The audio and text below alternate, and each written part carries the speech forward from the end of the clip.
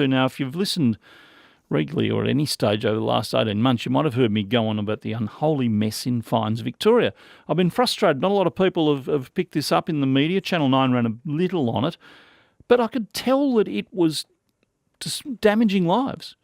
The mess in Fines Victoria was so significant that people were losing their licence when they shouldn't, not losing their licence when they should. I mean, that's the ultimate. You could have people on the road who shouldn't be and off the road who should be.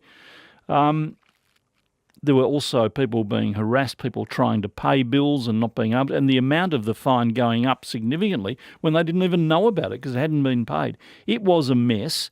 They admitted to me well over a year ago that it was a mess caused by a computer system and they were trying to get on top of it. I think in the end it even led to the resignation of the sheriff or departure of the sheriff. The Victorian Ombudsman, while I was on leave, brought down a report on this, essentially supporting or agreeing with what we've been rattling on about for so long. However, she did it more scientifically, looking at it as an ombudsman would. She's in the studio with me if you'd like. If you've still got problems with Fines Victoria, 96900 693 13 13 32. Birth, deaths and marriages is another target. It's a bureaucratic meltdown. Deborah Glass, good morning. Good morning, Neil. One of the things that concerned me most about this, and there's a line on page 1 of your report, it was quickly clear the cause of many of the complaints had still not been fully rectified. Had the problems at Fines Victoria yet been fixed? Not yet. What they've, I'm afraid to say, and look, they've been pretty candid with us about their failings. They've told us, and I know this date keeps being pushed back, that they're not going to be fully functional until at the end of June at least. So I anticipate we will be getting more complaints. You know, it is not over yet. Why? Why is it that hard? Well, I'm not an IT expert, so I can't answer that question, but it started, their problem started when they went live with a system that wasn't fully functional. And it's although they have put over $16 million into fixing it in the last year, there's still a legacy that we will see, I think, for some time. The original budget, I think, was 3 or 4 million. I think the last figure we had, you're right about 16, I think it's over 20 now. Well, they've certainly put a lot of money, a lot of resource into fixing it, which they needed to do, and that's what I'm waiting to see, the signs of improvement. Well, what has it done to people? What has the damage been? Look, I've got no doubt that this has affected people's lives, and one of the reasons that this is such an important story, I think, is the human impact it has. I mean, the level of distress when a father is being chased for fines caused by his dead son, for example. The anxiety that people feel when, first of all, they're challenging an infringement and they can't get through, so they don't know whether the bailiffs are about to turn up and seize their goods and chattels, So we know, because people have told us, just how much anxiety and stress this has caused. Yeah, I hadn't thought of it that way. It's very distressing. You don't deal with... the average person doesn't deal with the system very often, and they're dealing with the system being told, well, hang on, are they after me? Yes, well, yeah. and because there have been so many delays in getting through, people, that's compounded the problem. Now, what we're being told is that the additional resources they put in have helped that. There are now fewer delays in getting through. They told me that a year ago. Well, it has taken some time. Okay, but are you confident it'll be fully functional by the end of June as they promise? No, I'm not, which is why I've put this report out and made it really clear that I'm keeping this under review. So I am monitoring this. We are still getting complaints about Fines Victoria. I've no doubt you're still getting complaints about Fines Victoria. What we're getting, and it's only been just over a week since I put this report out, the complaints we're still getting are more sort of legacy issues, things that happened last year that haven't yet been resolved. They did admit to me that a number of people had lost their licence who should not have lost their licence. Are you able to quantify that? Well, look, we know that there are over 300 cases where licences were wrongly suspended. Only one of them has been the subject of a complaint. So, and we've talked to them about, how can you actually make sure you rectify this? What they've told us is they're doing everything they can to identify and fix those issues, but some of them they simply won't know until the person becomes aware of it themselves and then can make a complaint. And so there are people who shouldn't have lost their licence who did, and people who should have lost their licence and didn't. I'm quite sure that's the case, yes. if you lose your licence, rightly or wrongly, you can then lose your job. There are people who rely on their licence to have their job. If a person has wrongly lost their licence and lost their job, surely they've got a case for compensation. I think they do, and Fines Victoria have made it very clear that they will deal with these cases on their merits. And I think if somebody does have a clear case where they've wrongly lost their licence and suffered as a result, that's something that they should be going for. I guess the other difficulty is to establish how do you know whether you wrongly lost your licence?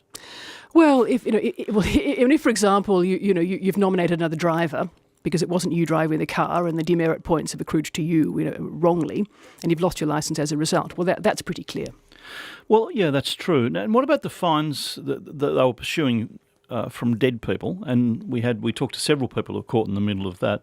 That has been addressed. That won't happen any further. Well, I'm not going to speak on behalf of Fines Victoria. What they're telling us is that shouldn't happen again. That in fact there should be an automated system where they're notified of death, so that doesn't happen. And you can kind of forgive them the first time for getting it wrong. But what I find unconscionable is where enforcement letters are being chased. Multiple times, and we've certainly seen instances of that in the last year.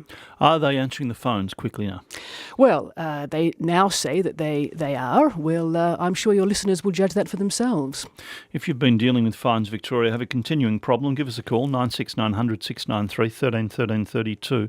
I just shake my head at it. It's cost millions and millions of dollars and arguably over 20 million in public money, at least 16 million. It has screwed lives around. It's going to lead to compensation.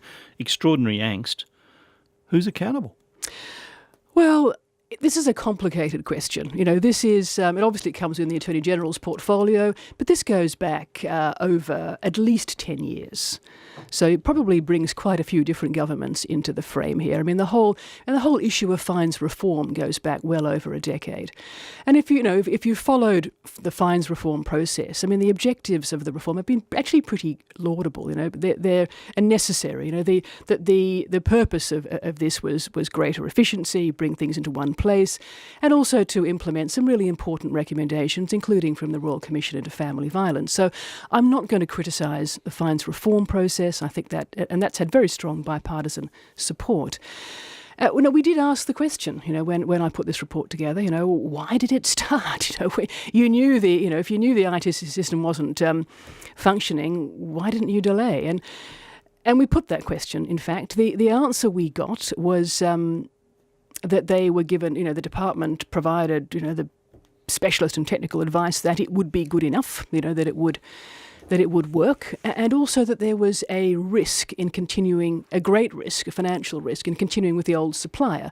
So what they're basically saying to us is that they were caught between a rock and a hard place.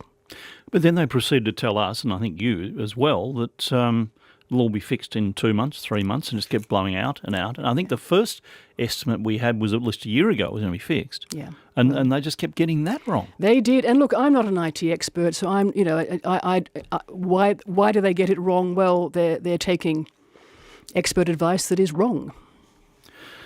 Okay, and the accountability, maybe this is why there isn't a lot of political heat around this. Maybe the other side of politics is culpable as well.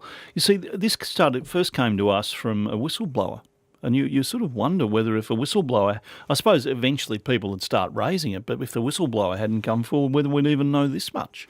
Well, in my case, it wasn't whistleblowers. It was a lot of people making complaints that triggered my attention here. We did urge them to do that. And that's great. And that's what complaints do. I mean, complaints are a trigger for improvement. I mean, I tell agencies all the time, complaints are free feedback. They're a really good way of finding out how your service is operating, and you need to listen to complainants. We'll take some calls for the Ombudsman in a moment, 96900 693 or 13 13 32. Fines Victoria, birth, deaths and marriages we'll get to as well. This is a report of complaints, not a full investigation of costs, etc.